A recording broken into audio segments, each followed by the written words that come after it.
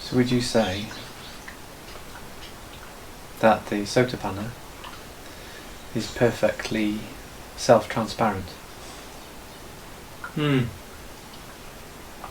Yeah, that's where it's a Sotapanna. The right view is basically self-transparency. To the sufficient extent. Yeah. And that's basically the culmination of... Yeah. Well, the complete culmination is Arahantship. When there's absolutely no contradiction left within you. But that's what Buddha meant by the little dust in their eyes, more dust in their eyes. What is basically transparent means you see through clearly. There is nothing obscuring. It's not a lot of if dust. You're not as transparent, you have some dust in your eyes, so you cannot quite see clearly. But someone with a little bit of dust in their eyes means they could still hear him.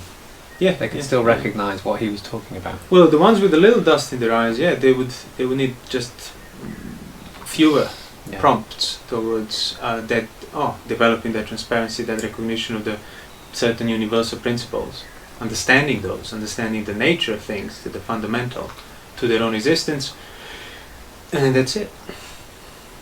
There's nothing else that's being obscured. Then you have those with more dust in their eyes. They need to invest more effort into developing their transparency. So the question is what transparency is. Yeah, exactly. How does somebody... If that's what is self-transparency? What is self-transparency? And see, that is... developing self-transparency is a thread of practice, of effort, that is in common to somebody who is Putujana and somebody who is even Arya Savaka. So if Putujana starts to develop self-transparency, he is heading towards the right view, even if he doesn't necessarily know it. The extent of his transparency is sort of, that's what's in common. At least the idea of the direction that's worth developing. And that's why some people in the suttas, when they met the Buddha, literally just heard one sentence from him and became fully enlightened. Because they've actually removed everything else that was obscuring it. They've developed that transparency to the degree necessary. So that's the basis of the Buddha's teaching, the practice. If you're interested in practicing according to what the Buddha was talking about, then it's all within this idea of becoming transparent. Understanding your motives. No, that's tolerating. That's it. I was going to ask you that now. Okay. So, what is the definition of transparent and non-transparent? What's the difference? What would be a different characteristic of it that you could differentiate these two things? So, somebody who's transparent is clear about their motives. Yeah. So, transparent in regard to what? Transparent in regard to motivation. Motivation for what? Well, motivation for bodily action, for verbal action, for mental action. Hence, the entire teaching is bound and contained within that nature of action and freedom from it. What am I doing? So it's not like, I'm not transparent in regard to such and such thing that I don't understand. That's not the transparency we talk about. It's transparency in regard to your own present here and now, pretty much. Whatever you're doing, thinking, saying, transparency in regard to motivation. That's like the most encompassing general way you could describe it. It's kind of like, could you say it's like, yes, it's not being clear about everything, but just being... Far from it. Far from it. But just being, because there are things that are not clear, that's their nature. Yeah, exactly. But it's being clear about the direction you're heading in. Yeah, it's being cleared, it's about being clear about actions you're intending, you're about to intend, actions you intended. And it's just the kind of vague direction of those actions. Like it might, I say vague. You might not be able to. Like I say, not everything is clear, but you just know this direction is. Yeah, the content. unwholesome. Yeah, like shall I do this or shall I do that? I have an yeah. option A and option B. So I can investigate the option A, see the drawbacks of option B, I can look at the drawbacks. But all of that is kind of secondary to what I'm talking about. Yes. You want to see why are you considering doing either option A or option B, regardless of the results of option A and option B. Yeah. So even if you cannot see any drawback in an option A, but you still recognize that it's purely rooted in your desire for pleasure. That's it. You shouldn't do it, because that's more important.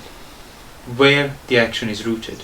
The more you reflect and contemplate that, the more transparent in regard to your own motivation that it's there while you want to commit the action, you will become. In other words, it will take you less and less effort to see where the action is rooted. In greed, aversion, delusion, or non-greed, non-aversion, non-delusion. The more you invest into seeing it. So, like for a layperson, for example, who is not in the environment of the sense restraint of a monk or somebody who has kind of renounced the world, but who wants to practice the Dhamma, so like the absolute beginner, so to speak. Even that, it's the same principle. You want to be clear for the reasons, clear about the reasons that are making you act in that direction or in this direction, choosing this, choosing that.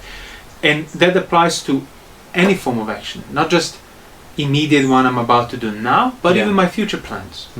So like that's another thing. So as a layperson, I want to practice Dhamma. Why? Why do I want to practice Dhamma? Because I want to be free from suffering. Okay, that's a good answer. So where is that suffering that I want to be free from? Is that suffering in the future? So I'll practice Dhamma in the future? Or is there liability to suffering in the present? Well, it's in the present. So how does that liability to suffering in the present manifest to me, really? Well, through me experiencing unwanted things through my own actions. So you want to practice Dhamma in the future when you get your conditions ready, while in reality all you need to do is start recognizing where your motivation is rooted, and you'll be practicing Dhamma for the same purpose of being free from suffering. So you recognize that can you suffer in any way if you don't want anything? If you don't want to have anything and you don't want to keep anything? No. And you don't care about losing anything, or you don't care about gaining anything? Can you experience any discrepancy that would result in suffering? So can you then suffer if you don't have any desire whatsoever, any emotional investment whatsoever? So then you realize whenever you do suffer, it's because you're emotionally invested. And means whenever you're emotionally invested, means you act out of that as your reason. More pleasure, I don't want pain. I want a distraction. I don't want like a nothingness, neutral feeling. And so you're acting out of that desire is just simply keeping the whole thing going. You're sustaining it, you're maintaining it, you're feeding it. So the transparency, and again, can you develop transparency in regard to your motivation if you don't even restrain your actions? No. If you're physically sort of already fully rooted in desire and acting towards more desire. No, because those actions are still, they're just keeping it. Well, exactly. They're fully rooted in that. So it doesn't matter how much you might try to mentally resist. The fact that you're bodily engaging with things that are rooted in desire means you are fully within that cycle. I guess like that's the things people. The practice isn't some kind of like something that's separate from your life, like I'll just live my life like this, and then alright, now I'll do some practice exactly. that's completely got nothing to do with. Basically, if you do practice rightly, it will undermine your life. It will start undoing your life, undoing your very bhava, your very being. Because your life is everything that you're doing, which is determined by your. And when the Buddha speaks about the truth and seeing the truth and so on, it's not the truth, a secret that you haven't known. It's the truth in regard to your own experience, where my actions are rooted. So you can actually recognize what you said earlier on, that there are certain things that are unknown, cannot be known, cannot be empirically sort of verified in this life. And that's a fact. Or even, if it can be, but they're not right now. Exactly. So right now, what is empirically verifiable is that these things cannot be empirically verified. Exactly. And you recognize that. Yeah. And you realize, and the reason why you can recognize that is because you realize it was never the point of figuring these things out. Yeah. The point was simply to not maintain greed, aversion, delusion, not maintain desire on the level of body action, speech action, mental action. And that's it. Then you don't have a problem with not knowing things or haven't figured it out long enough, because you stop assuming that the answer is at the end of those things. And you start to see that actually your attempts to try to find out about these things. Exactly. That's already rooted in something, and if you don't ignore that, that's the lacking of truth.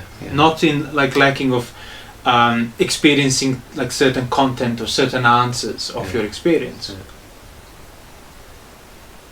So that's what I mean, like even when people do a meditation technique that obviously will involve this kind of time and then result of some special experience, they remain ignorant of their motivation throughout. Because if you become aware, you don't need a technique. That's the field where any effort applies. The field of motivation behind me wanting to go a retreat, to do this technique, or do that technique. Why? Oh, because I want to be free from suffering. What is free from suffering for me? Is it a special? Do I assume it's some sort of experience whereby everything else will be cancelled by it? Or is it something else perhaps? Have I investigated long enough to see? So that's the clearer you are about your motives, the clearer you will become about what your goal is as well. And that's why the Buddha talked about the mundane right view, which is recognizing there is good action, there is bad action. That literally means, so there is a difference. Like, by the way, action can be same externally. But there is a difference whether that action is rooted in absence of desire, absence of greed, aversion, delusion, or is it rooted in greed, aversion, delusion? You do the same thing externally, it's two different actions. Because you stop judging action by the content, you start seeing it by the motivation behind, which are its necessary, presently enduring roots. That's the thing. So I was always struck by the fact that the common sense tells you that you've got an action. So you're talking about like observing an action externally. So that person is walking over there, and that person is also walking over there. So they're doing the same thing externally. Same action, the same action. But it's not. But they're doing it for different reasons. He's going over there to get away from something, and he's going over there because he wants something, or whatever. So you distinguish them between the action, the external action, and the motivation. And what you're saying is the motivation is more important. But actually, the Buddha says the action is the motivation. They're not two different things. So actually, to talk about the external act is kind of... Well, that's not even an action. Yeah, that's what I mean. So that's why he says Chaitana is... What the action is. Action, karma. No, that's what I'm saying. Like, it's not... Like, what you described is the common sense. Yeah, common sense. That's not what action is. Yeah, exactly, So every action is intention. Yeah. So your intention is your action, even if you don't make a physically discernible, visible by others action. You're already committed to that action through your intention. So everyone's measure of this external action, this is what he does and we can observe externally, that's not it's measuring the results of action. Yeah. It's measuring that which is basically rooted in that which is if you think that's what action is, you're not going to see what action really is. Which is the intention that binds it all, like throughout, so to speak. Think of the intention as the container of all the acts by body, speech and mind you do within that context of intended result and consequence. The example, there's an example that Venerable Jnanavira came up with in his early writings was someone's drinking a cup of tea and they put a spoonful of sugar into their tea, and you're watching this and you know that that's arsenic. So you think, why is he killing himself? So your measure for what it is, this external, what's going on out there. But that's not the act, because he doesn't know it's arsenic. And if when people are not aware of their own motivation, then they start assuming motivation of others simply based on the observing of the external acts. And we spoke about it in other talks where somebody would have unacceptable speech, and people would just assume ill will and anger and conceit, yet he's an Arahant. And you will be much more kind of prolific in the extent of that assuming other people's motivation, Yeah. the more you're unaware of your own. Yeah. The more you become Yeah. aware of your own, well, the more accurate in the reading other becomes without needing to assume it. Yeah. Yeah. Yeah. Because now you know, you're becoming familiar with how motivation works, really. Mm-hmm. So that's what I mean. The action is not what you've done. The action is the intention within which Yeah. is something you've done. Yeah. So again, that's why it's a mundane right view. Yeah. It's because it's already aligning itself with what the right view is. Yeah. You start recognizing where the work is, where the importance is. You start recognizing the criteria for what is wholesome and for what is unwholesome. And that criteria for people is external. Yes. When they start, it's all, you shouldn't do that, you must do this. Doesn't matter why. Yeah. You just must adhere to this form, to this method, to this technique, and then it's right. It's not. Yeah. Yeah. You can adhere to the technique the rest of your life for completely wrong reasons, and that's why you will not even have a mundane right view. Yeah. Yeah. Let alone be free from suffering. So yeah, and the important thing is this mundane right view. It's mundane. It's like it's not mundane like common. No, but it's more like it doesn't pertain to that universal freedom from suffering. You could say there are people who have no interest in Dhamma and are closer to the mundane right view. Because they are straightforward in their transparent thinking. Yeah. Because the thinking does not violate the basic principles of that universal nature of things. Yeah. They're looking at what they're doing. Why am I doing this? What's so this? the whole thing of that description, the mundane right view, like there is given, there's all these things means exactly that. Things are rooted not in what you observed, but things are rooted in basically motivation behind it.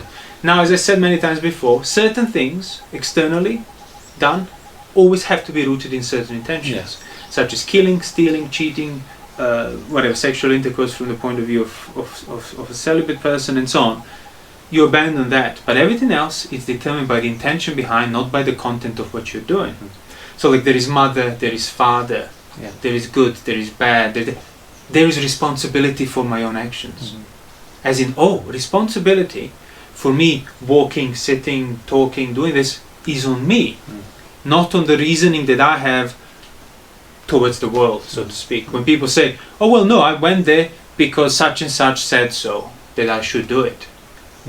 You might do that, you might choose for that to be the reason for your action, but you will not be able to ignore that you are responsible for choosing that such and such person said something and that was your reason for going. Because you can always say no to it. Yeah, exactly, yeah.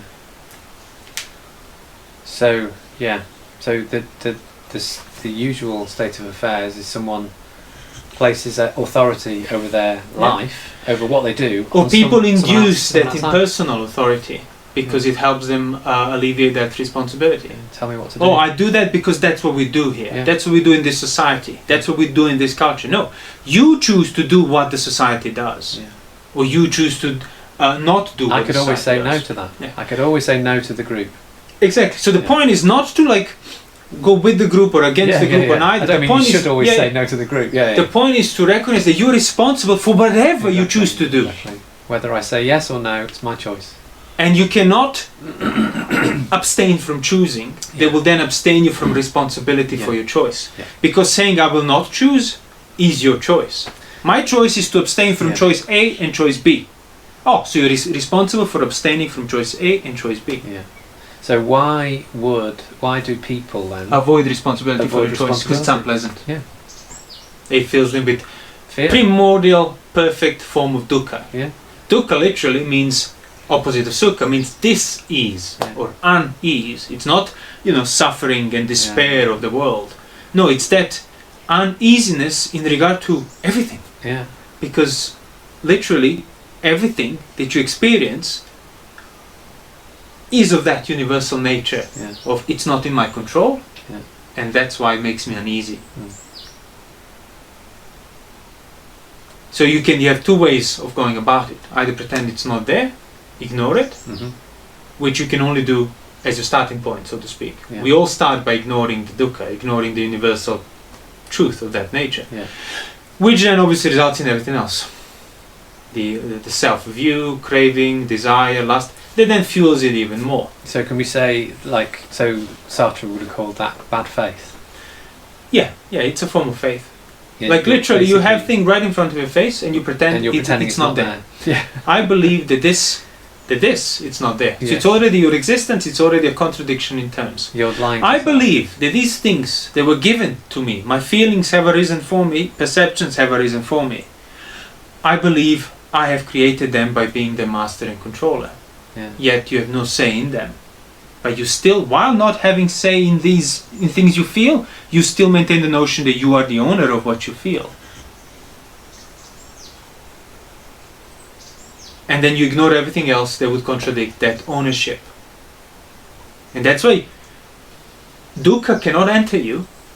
You cannot be liable to it, exposed to it, unless you make yourself so. Mm-hmm. So through ignoring what's obviously there, lack of control, lack of safety, lack of easiness, that's why you become subjected to lack of safety. That's why you become unsafe and uneasy, and so on. And the reason you ignore it is because it's unpleasant. But because of that, you experience even more unpleasure. Yeah. This great mass of suffering, as the Buddha would say. So you realize, so you have no choice about this pleasure. You have only choice about how much of it. And you realize, well, if I actually accept this, which now seems worse, this pleasure of anxiety and uneasiness and lack of control, and endure it, I'm actually overcoming all the other suffering that would be as a result of avoiding this. Mm-hmm. Hence, even as a mundane right view of a Puthujjana, you would be already undoing a lot of, already removing a lot of dust from your eyes. A lot of wrong views and other dependencies on greed, aversion and delusion. So suffering is right there. Liability to suffering is right there. As I said, would you be able to experience any form of suffering, any form of pain, any form of discomfort if you don't have a desire for anything you gained or anything you lost? No. So then, if the only reason you give into desire is to be free from pain, yet desire is the reason for any form of pain, why don't you just abandon the desire? And thus you abandon the pain. Because that is your goal all along. Right from the start. The worst asutta of a Puthujjana without any inclination to practice the Dhamma, and the best, the purest, the greatest of the Arahants, same motivation, to be free from pain. It's just how they go about it. Trying to avoid it or not appropriating. So the transparency we talk about then is about undoing these contradictions that you carry already within yourself that are making you liable to suffering. It's not about figuring out the truth at the end of your meditation retreat that would then result in cancellation of all the contradictions and the problems that make you suffer. But there are grosser types of bad faith that people will... Well, bad faith is as endless as avijja is. Yeah. Because that's what avijja is. So for example, someone might... In order to ignore something, to turn a blind eye to it, you need to know that there is at least that thing there. Yeah. You cannot ignore that which does not exist. Yeah, yeah. That's the weird thing. You're kind of lying to yourself, but how can you lie to yourself because you know... Yeah.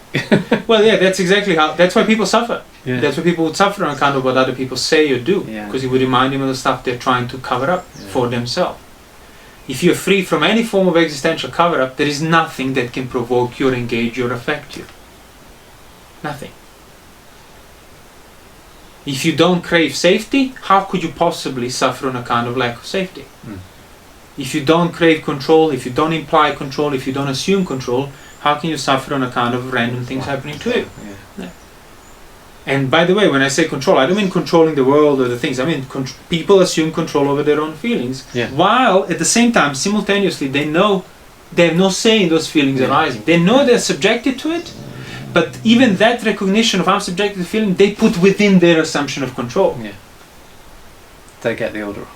Exactly. The order on, exactly. Yeah. And that's why often the Buddha would ask people who would have approached him like that, so you are in control of it. Which feeling is then in your control? Is it pleasant or is it unpleasant, or the neutral one? Because they're always one of them can only be present, not all of them. So if you are in the control of pleasant feeling, how come then it changes into unpleasant one? If you're in control of unpleasant, how come it changes into neutral?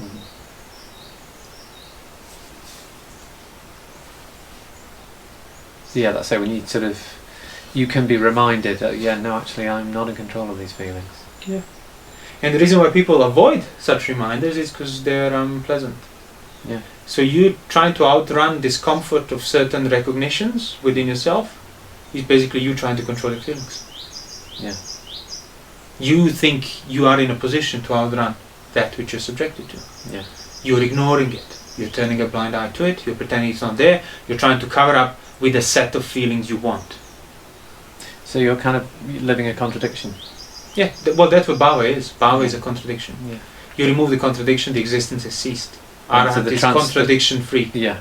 The transparency begins by acknowledging the contradictions, and and like you said, by rounding them up, basically. Grosser, Exactly. subtler. Exactly. Yeah. But for most people, I mean, it's just a. So you recognize what's the first? What would be the most common contradiction of say a lay person wants to start practicing the Dhamma? The contradiction they have to start saying no to. The contradiction they have to start saying no to. Yeah, to start rounding it up, start abstaining from precepts. Exactly. Yeah. So here you are wanting to develop freedom from suffering on account of practicing from the Dhamma. Yeah. And I'm still doing this. Yeah. So I want to develop basically this strength of mind. Yeah. They will be immovable. Yeah. In regard to anything that I might be subjected to. But in the meantime, I will keep acting out of my weakness in order to develop strength. Yeah. That's a contradiction in terms. Yeah. Like, you want to heal your itchy skin, infected whatever, ulcers that are very itchy. You have to start scratching and making it worse. As simple as that. You still don't know necessarily what the actual cure might be, but you would already know you should stop making it worse. Because one thing for sure, even if you find the cure later on, it won't work because you destroyed your whole arm with your scratching. So you already know that certain types of behavior are rooted in being unable to control yourself, unable to restrain yourself, yet here you are practicing for the ultimate immovability, the ultimate kind of restraint in regard to giving in to pain, giving in to pleasure, giving in to anything that moves. You want peace on account of which you keep disturbing yourself. Yeah. You basically you're looking for freedom from ill will, from sense desire, and yet you give in to ill will and sense desire because you want to be free from it. You're acting. That's what I mean. Like, if both sensual craving, desire and ill will were not originally and fundamentally unpleasant, you wouldn't be feeling pressured to deal with it. And that's what the Buddha said. Those acts, those experiences are always underlined by that craving, by more of that craving. And that's how you know that you are pressured. Yeah, and so... Like, you might crave for pleasure, but the only reason you crave for that sensual pleasure is because simultaneously underneath it, you crave for freedom from the current pain. Yeah. So the context of me is, I don't want this pain of not having that, thus I'll crave for that. Yeah. So it's what you're craving towards it, it's underlined by even more craving. Yeah. They're both simultaneously there, and one feeds the other. Yeah. But looking at this thing that you're heading towards allows you to ignore. Exactly. And allows you, like, that hope that will be the escape of this current pain. That's why the sensuality is on the level of assumption. And that's the gratification. That's the gratification. Not getting it, but hoping that getting it will free you from it. And that's why sensuality is the assumption, as I said. Yeah. It's not... Deriving pleasure from sense objects is not what sensuality is. Yeah. It's assuming that pleasure, simultaneously craving for avoiding the pain of not having it. Yeah. Hence it's on the level of a view. Yeah. So the first contradiction a layperson has to undo is the contradiction of lack of restraint, a contradiction of not keeping the precepts. That's a contradiction to your own goal of wanting to practice the Dhamma. Yeah. Like, ask yourself, like, even if you're not sure, well, first you have to read the suttas and become familiar with what the actual goal of Dhamma is. But say even you're somewhere in between, you're unclear. Ask yourself what would enlightenment entail for me? Yeah, that's it. That's what I was thinking. I think there's so many contradictions you can think of that are at play for. Yeah. And by ignoring or by not making effort to develop clarity in regard to these things, you are automatically maintaining contradictions. So you don't need to make the effort to, I'll keep this contradiction. All you need to do is ignore it, and that's how you're keeping it. So I'd say it's quite common, the idea of, so I want to practice for enlightenment, and yet enlightenment is this thing that will happen to me. Out of my control. Out of my control. Yeah. If I do these things, if I do this thing here, then something I'll be lucky. Other will suddenly happen to me. Yeah. So that's already the first thing you should start questioning. Yeah. Well, you might want to believe that that's how enlightenment works. Yeah. But then if you read the suttas, you realize that's not what the Buddha said. Well, then reading the suttas. So most people probably they don't wouldn't. Read the suttas. Yeah. So I want to practice I think the Buddha's probably onto something, but I won't find out. I won't find out. That's another contradiction. So exactly. I want to practice the Buddha's teaching, but I also don't want to make the effort to find out what that teaching clearly is. Yeah. I'll just hope that these other people that talk about. So that's another lack of transparency. Yeah. And that will also prevent you from being clear about your own motives. Yeah. But if you start investigating your motives, as I said, your goal will become clearer. Yeah. If your goal of practicing Dhamma is clearer, then it will make obvious sense to invest effort in finding out what that Dhamma is. Yeah. But even if you're not even though it's quite a difficult thing to do, there's so many books there, so many things to read, but you have to start somewhere. That shouldn't stop me. Exactly. Means like, so that's the extent of the work that needs to be done. Not like, it's too much of it, thus I won't do any of it. Yeah. It's not, that's just what's... And that's what Buddha said many times. Like, a person who recognizes what's for his own welfare, as in, whether I engage with sensuality, whether I don't engage with sensuality, either way I suffer. Which suffering has greater prospect of resulting in cessation of suffering? Engaging with sensuality and prolonging desire, or abstaining from it? So you already didn't have the direction. Then that person would go and find those who teach abstaining from sensuality to learn more about it.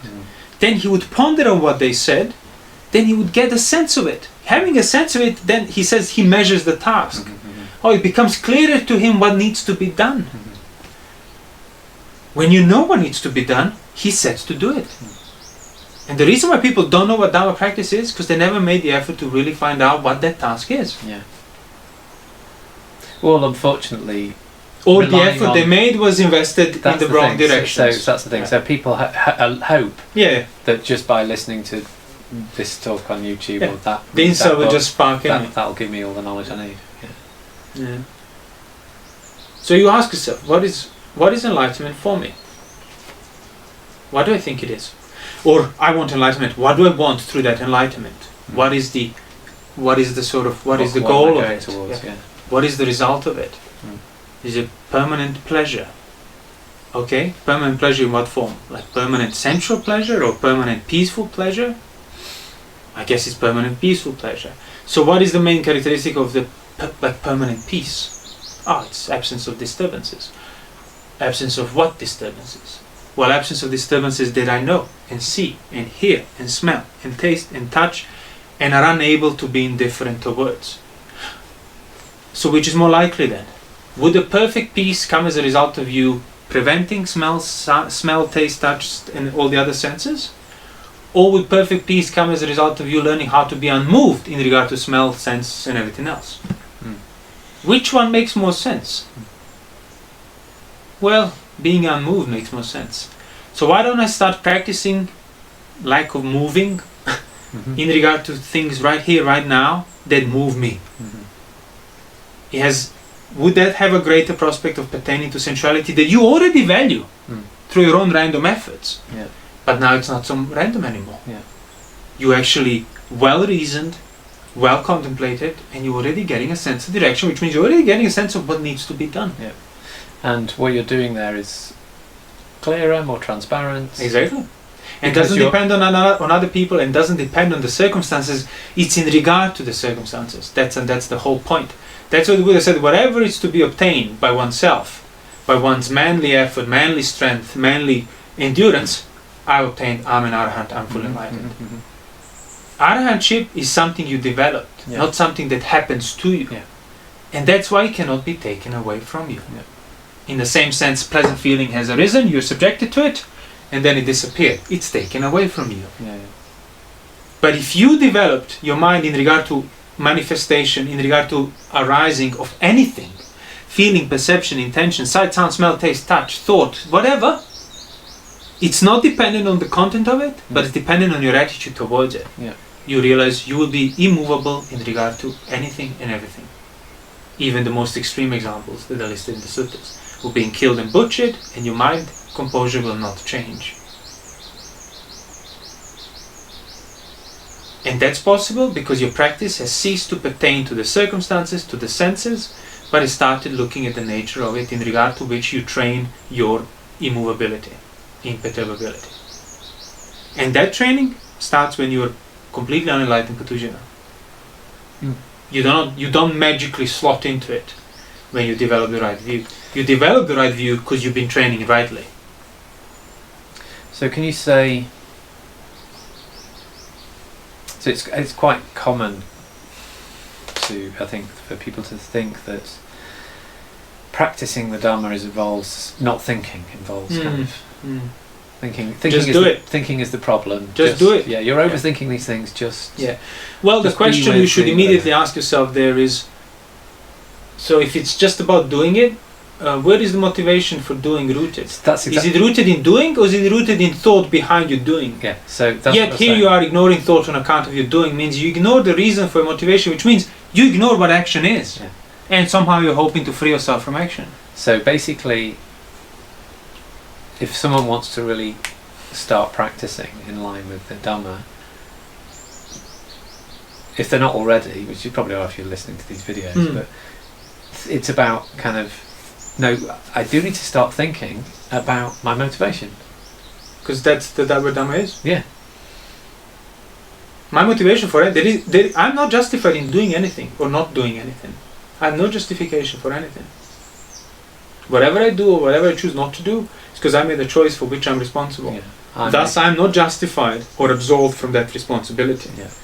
So, I want to practice Dhamma, okay, why? Or because I want to be free from suffering, okay, why? So what's important is my responsibility. I'm responsible for what's important. Basically, recognizing that responsibility, not running away from it, not covering it up because it's unpleasant, accepting that uneasiness. Like, you're responsible, yet you're not in control. Yeah. It's a very uneasy situation. Yeah. Literally, if I tell you, oh, if something happens to such and such person, if they do something stupid, you'll pay the price. Yeah. Yeah. That's basically what samsara is. What you're responsible. That's what samsara is, that's what existence is. Yeah. Yeah, yeah. Yeah, that's a good way of putting it.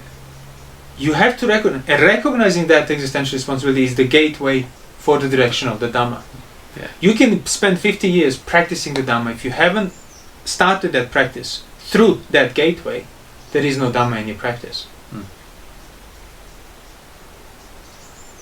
And if that upsets you, hearing that, well, it just confirms that you haven't developed freedom from suffering. You haven't developed imperturbability in regard to circumstances, which is words of others. Like, is my practice freeing me from suffering? Not by controlling the circumstances, preventing the exposure to things that might upset me, but through me being unable to move, unable to suffer, unable to despair on account of things I cannot escape. Thus, you will not need an escape anymore. As in trying to outrun sight, sound, smell, taste, touches, deny them through refusing to think about them and so on. You cannot suffer either way. That's truly the burdenless. Oh, I don't need to do anything. There is no burden for me. When I see this, I must do this. When I think that, I must run this way. Could you say that's the kind of, that sense of self is almost, that's what it is, it's that escape. It's that kind of safety. It's a product of your dependence on looking for that. Of the assumption that there is some... that's the direct product. That's what I mean, sense of self. Self is not a problem, it's a symptom. Yeah. And you want to uproot that symptom, well, you stop maintaining it through stop ignoring sankhara, being the dukkha, and being anicca and being dukkha, as in being not in my control and being uneasy. You stop ignoring non-control and uneasiness, you will stop maintaining this is mine, this is myself. Even if you don't necessarily think about, oh, now I must practice anatta. Anatta will be the result of you not supporting atta through your own actions and thinking and so on. So start undoing contradictions. Yeah. And that will result in the right view, self-transparency and then that will result in arahantship. So, fundamental contradiction, is what we said. Like, you don't need to chase down all the contradictions in the world. No. Start with the ones that are like more obvious to you based on whatever faculties you have, but fundamentally bring them all home, so to speak. Yeah. What is the fundamental contradiction of this body? Well, that I assume control over it, and yet I'm not in control of it. Yeah. That you assume, and like the life that depends upon the operating body. Yeah. Can that be in your control? Yeah, then? not so. Yeah. Is that the context that you have at the back of your mind throughout your day? Mm-hmm. That you're not in control on your own body, let alone of your own life? Or is that a context that you kind of drift away from and forget about and ignore? Yeah.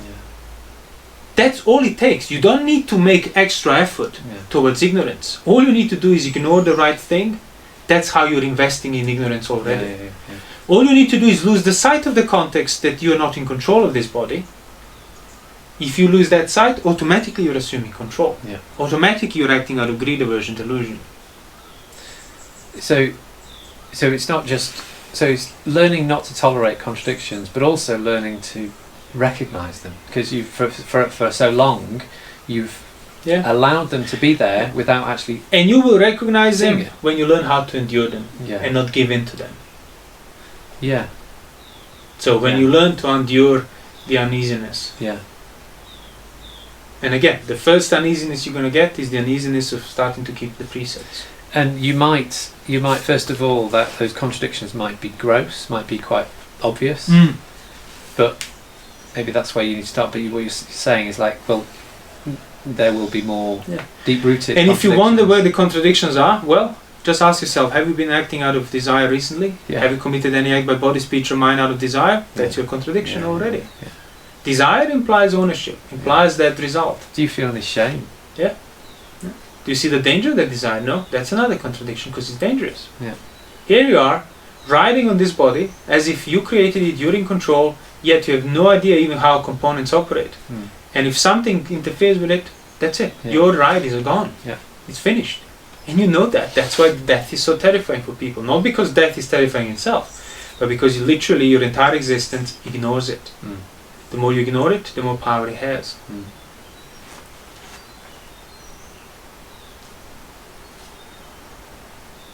So when that transparency is developed sufficiently enough, then literally it becomes obvious. Sotapatti is obvious. That's why the declaration of Sthapana, of course, whatever has the nature to manifest, for that very reason, it's not in my control. Because it's manifested. That's why it will cease. Nothing else.